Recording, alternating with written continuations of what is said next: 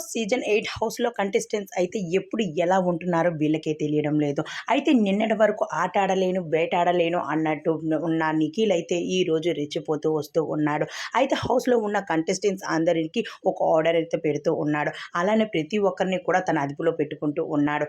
నిన్న మొన్నటి వరకు అయితే సోనియా వెనక తన చెంగు పట్టుకొని తిరుగుతూ ఉండేవాడు నిఖిల్. అయితే సోనియా చెప్పిన మాటలను వింటూ తనతోనే తన పక్కనే ఉండి తనతోనే ఊసులాడుతూ తిరుగుతూ ఉండేవాడు. అయితే ఎవరిని పట్టించుకునేవాడు కాదు ఆ సమయంలో. కానీ ఇప్పుడైతే సోనియాతో మాట్లాడడం కల అయి కూడా పెద్దగా లేకుండా ఇప్పుడు తనకు తానుగా కలిసి ఎంజాయ్ చేస్తూ అందరికీ పనులు చెప్తూ అందరితో కలిసి తను కూడా చేస్తూ అందరికీ సహాయం చేస్తూ వస్తూ ఉన్నాడు నిఖిల్. అయితే నిఖిల్‌లో ఇంత మార్పు గల కారణం ఏంటి అంటూ బిగ్ బాస్ కూడా షాక్ తింటూ ఉన్నాడు.